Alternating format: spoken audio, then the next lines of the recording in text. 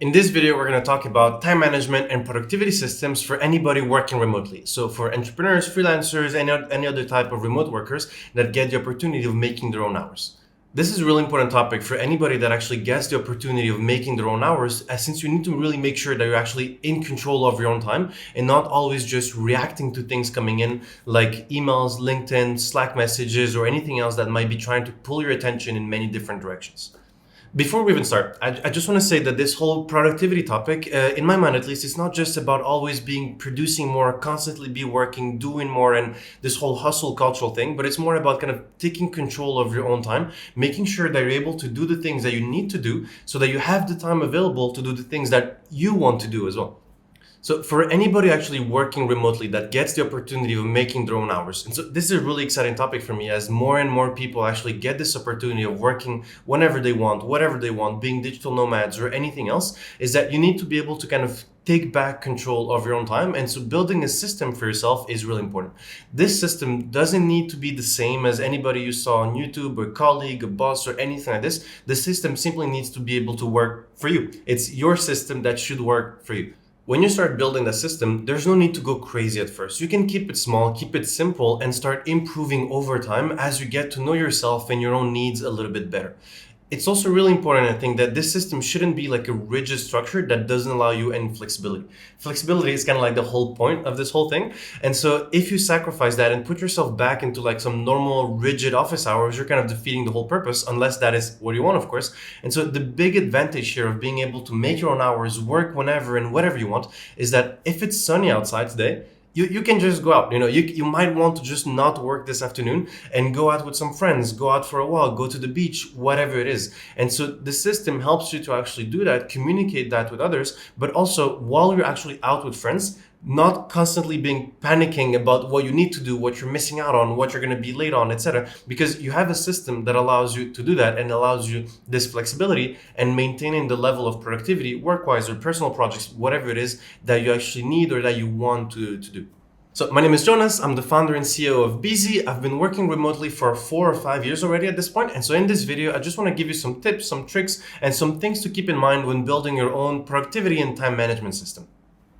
So the very first thing you should be doing, if you're not already doing it, is simply planning out your days and weeks in advance. So using a simple tool like Google Calendar, Apple Calendar, Outlook, or any other free online calendar thing is a really good idea. This is really important because it allows you actually to have an overview of what your week or what your day is going to look like. But most importantly, it puts you in control of that day. So all of a sudden, you're the one actually making the plans for your day and you're not simply reacting to whatever is coming in. In my case, and I think for everyone at Busy, if it's not in the calendar, it just doesn't exist, right? So I can wake up every day, just look at my calendar and know exactly what I need to do today or what is going to happen today. If I don't like something, I can simply move it around, but it puts me back in control of my own time. So whenever I have to schedule a new meeting or simply even a friend asks me if I'm available for an activity at any point during the week, I can simply pull out my phone, look at the calendar and say, yes, Tuesday, 3 p.m., I'm available. Let's fucking do this, right? And right then and there, I will just put it in the calendar, making sure that I never forget about that event. And it also frees up quite a lot of headspace, making sure that I'm not stressing out all week, all day long about what events I might have forgotten, what commitments I could forget during the week, etc. And so at any given point, I can simply look at my calendar and see what I'm doing today, what I'm doing this week. And if something changes, I can simply move it around. So as we said, if it's not in the calendar, it doesn't exist. So once it's in the calendar, this means that you can clearly see it. You always know what is going to happen during your day, what is going to happen during the week. If something changes, you can just move things around. And so you can communicate things with people much, much better as well and much more efficiently as well. Then once you're actually using a calendar on a daily basis to actually plan out your day, what you can start doing is actually using time blockers. So the concept of time blockers is pretty straightforward. Exactly what it sounds like is that you're going to be blocking time for yourself. And so this again, for example, it means that you can put in your calendar from 1 p.m. to 3 p.m. I'm going to be focusing on whatever activity you want to focus on. For example, learning Korean, playing piano, updating my website, replying to emails, whatever it is. But now you can make sure that whatever the activities that you want to do get prioritized and that no matter what, you're actually going to be able to do them. So once you're actually using a calendar to plan out your days and your weeks in advance, and you're using that on a daily basis, one of the main things you can do is simply plan out your working hours. This is really important because as a remote worker, when you're making your own hours, it's really easy to get overwhelmed and to either on one side do nothing at all for like a couple of days, or do like way, way, way too much. And this is what usually happens, especially when you're working with teams and you have responsibilities, etc., is that you're kind of like doing way, way too many hours. And so you also want to make sure that you actually get time for yourself and get time to go out with your friends and do your hobbies and your activities and just enjoy your personal life. And so if you're actually planning your daily working hours in advance, you can make those up however you want, but it allows you kind of the flexibility and just takes out a lot of the stress, I guess, from not knowing if you actually finish your time or not. Think about it this way. Like if you're going to an office and you're doing your normal 9 to 5, once you're out of the office, your job is done, and you know that you're done, and you might still have some stress or some things to finish, but the work day is done, right? But when you're working from home, it's really easy to just keep going. 30 minutes more, an hour, an hour and a half, 2 more hours, etc., etc. And so if you're planning out those hours, I want to work, for example, 8 hours a day. I'm going to just put those 8 hours a day in the calendar. It's okay. I'm going to work from 8 a.m. to 6 p.m., whatever. This is my working hours. So once you actually start planning your working hours, one of the cool things you can do is that you can simply move them around however you want. So right now, for example, I'm trying out the digital nomad thing where I'm traveling a little bit. So right now, for example, this is not my room. I'm just in an Airbnb in Greece, in Athens. And so what I'm trying to do, for example, is actually wake up really early, start working from 5:30, 6 a.m. all the way to 3 p.m. And then actually go out for the rest of the day. So I know that when I'm out during the rest of the day and exploring the city, etc., I did what I had to do for that day. Worst case, when I come back at night, I can still do like a little nightly session, but I know that I did my hours, I did what I had to do, and then I can go out and enjoy the day. Or for example, I saw other people kind of like splitting it into different parts, where maybe you work a little bit in the morning, you kind of go out during the day, and then you work again at night, or you can work during the night, or you can work pretty much whenever you want, and just especially when you're working with teams, you just need to be able to communicate that better, and then usually that works out. And so it's completely up to you when and where you work. You just gotta make sure that it works for you and that it doesn't kind of like the work side of your life doesn't completely invade the rest. So the next thing you can do once you're actually using a calendar on a daily basis is to use the concept of time blockers. So that's really straightforward. It's exactly what it sounds like. It's just blocking time for yourself. So the idea here is that you might have a couple priorities, a couple different projects or things you absolutely want to work on. And so you can block time in your calendar. Let's say, for example, every day from 1 p.m. to 3 p.m., I'm going to block that time to work on my calendar, to learn Spanish, Korean, update my website, reply to emails, whatever it is, and making sure that this main activity that I consider really important, I'm going to do it every day, no matter what. It's in the calendar and the time is reserved for it right there. Here's an example of how I use time blockers in my own life, for example. Every morning, the first 2 hours of my day are just blocked to reply to emails and to organize the rest of the day. Realistically, I just need about 15 to 30 minutes. I just love not having meetings and not having to talk to anybody right when I wake up. But so this allows me just time to kind of like go through my emails from the day before. And so I can reply to everything. And so once that is done, I know it's been done and I can just close it for the day. And then I can just assign all my tasks and just kind of see what I'm going to be doing today, rearrange my day if necessary, communicate that with the rest of the team or anybody else I'm going to be working with that day. And just then kind of going on about the rest of that day. And then the fact that it's like a 2-hour time block, it just means that I don't have any meetings, nobody's bothering me. That is always pretty cool. So this gets us to the next point, to-do lists. You're probably already using one. If you're not, you definitely should.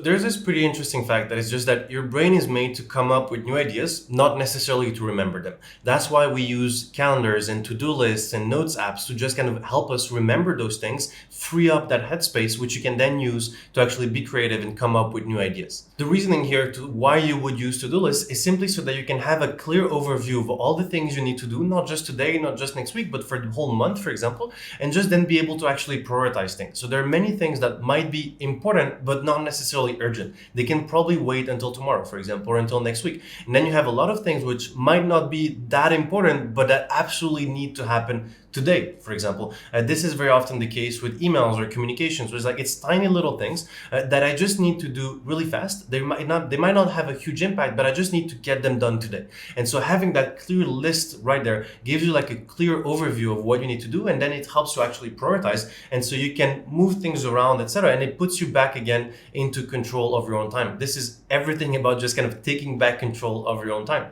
One of the most important things you should be doing when you're using a to-do list is simply assigning assigning very specific dates and times to each task. If you're opening your app, your to-do list, whatever, and it's just a huge list of things to do, like 350 plus things, it just gets really overwhelming, and you need to have a way of prioritizing things and knowing what is actually going to happen today, what can I realistically make happen today, and what just is going to have to wait, what needs to be postponed, etc., etc. This is particularly important if you're working on your own projects, if you're a freelancer, if you're an entrepreneur, anything like that, because you probably have an infinite list of things that actually need to happen, not just this week, not just this month, but in the coming years. And so you need to kind of have some sort of control over that and put some sort of system on that so that you can actually start prioritizing things. Just one extra point here. There's this interesting concept that I heard about, I think somewhere on YouTube again. It was just, I think it was called Parkinson's Law. So the idea was pretty much just that whatever task you have is just going to fill whatever amount of time you have. And so if, for example, today I need to record a YouTube video and I just tell myself that, okay, I just need to do it today. If I have the whole day available to make that task, it's going to take the whole day. So the work is just going to fill whatever amount of time you actually give it to fill. And so it's really important to kind of use artificial deadlines to make sure that it actually stays on track. And so instead of, for example, just saying, I need to record a YouTube video today and I have the whole day available, so no, I need to record a video today before 11 a.m. And so all of a sudden now I'm forcing myself to actually use that artificial deadline and make things happen before the deadline that I used, before the deadline, I guess. More often than not, you're probably going to be working with many different people on specific projects. So it's very often not just you by yourself. At least that is our case, for example, at BZ. We're a team of 8 people working full time. And so whatever I'm doing on a daily basis, I most likely need to interact with other people in the team. And so it's pretty good to realize that you will need to block some time in your calendar, in your day, even if it's just 10, 15 minutes a day, to actually be able to kind of do some basic management, just communicate, which pretty much means just communicating with the rest of the team, communicating with other people so that you can align on how, when, and where you're actually going to do things. And so if you take the time by yourself to do this, you block time, for example, in your calendar every morning just to communicate with the rest of the team, send out all your announcements, communicate your calendar, when you're actually going to be available, when you're not available, what you're going to do, who needs to do what, etc. This is going to save a lot of time in the long run, because otherwise it's a lot of questions and meetings and things that kind of come up left and right. And you're kind of going back into that thing where like now you're not in control of your own time. You're constantly reacting to things that are coming. And so you need to realize that if you're working with other people, this is just a normal process. This is going to happen anyways. It can be as small as simply just assigning tasks to different people and just dropping a thumbs up or thumbs down or simple things like this, to 2, 3, 4 hour meetings where you're going to have to attend and just talk to different people. So the more proactive you are on this side, the more time you can save in the long term. So this gets us to the next point I want to quickly touch on, which are emails.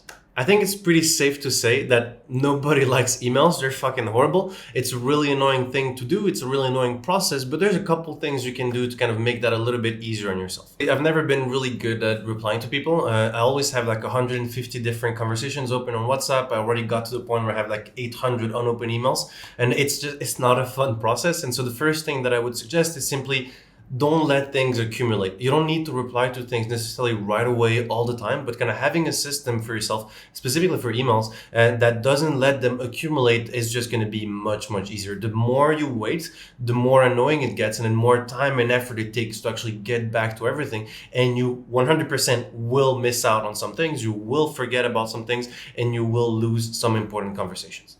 So yeah, the first tip is just don't let things accumulate. So another strategy here with emails that I've been testing for about 2 or 3 weeks, which for now is working really amazingly. It's in order to try and get to inbox 0, which is like, it's pretty straightforward. Again, exactly what it sounds like. It's just when you have 0 stuff in your inbox, it's simply that I kind of just cleaned it up all at once one time. It took me like 6 or 7 hours to reply to everyone. It was extremely annoying. But then it's simply the idea that an email should never stay in your inbox. If your email inbox is similar to, for example, your inbox, I guess, for letters at home, for example, is that it should not stay full all the time. And so whenever I get an email, now there's only 2 ways to go about it. Either it goes into a read it later app. For example, in my case, I use Pocket. So this is very useful for newsletters and important information or just useful things that I might want to read at some point, maybe just not right now. And I don't want to let it stay there on the email. And so I will open the email and just put it into the read it later app. Or if it's something I need to do, so a task, it will go into the to-do list and I will reply to that person at an appropriate time. And so I can just assign it a specific date and time And so here the idea again is that once you kind of have this system in place, I know that every morning I'm just gonna open my inbox, filter things out. So either the important information goes into the read it later app, I will read it whenever I have time for it, or it goes into the to-do list, and then this is something I have to do during the day. What I found really useful and frankly amazing about this strategy is that again it just puts me back in control of my own time, which is the kind of the whole topic right now. But most importantly, it puts me back in control of my inbox as well. And so now I don't have to panic every time I see a notification, and I know when I'm gonna do things and know that it's gonna get done at some point. I might be late on my to-do list or whatever, but I will reply to that important email at some point, and I will not be missing any important information.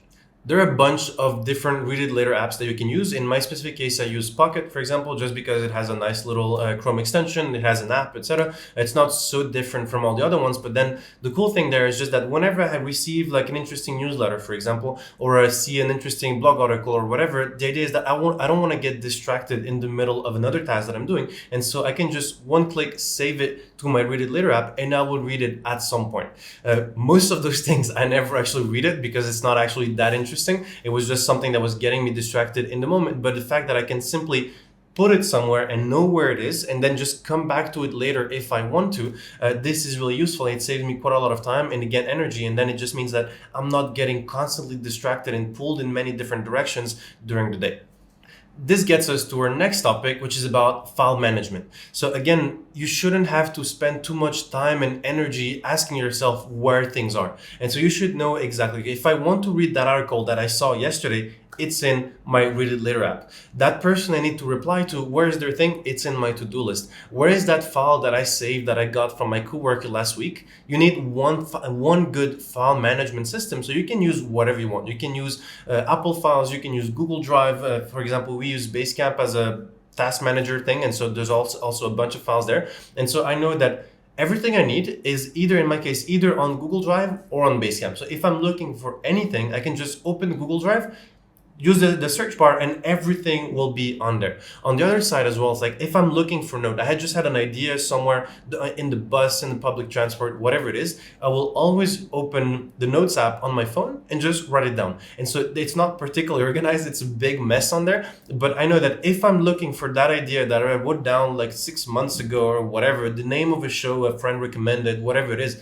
it's in my notes app. And so I know where it is. I don't have to constantly spend time and energy trying to remember where things are. And so having a system here for file management is really important. It can be whatever you want. Just make sure it works for you. And the most important thing is that it needs to be simple.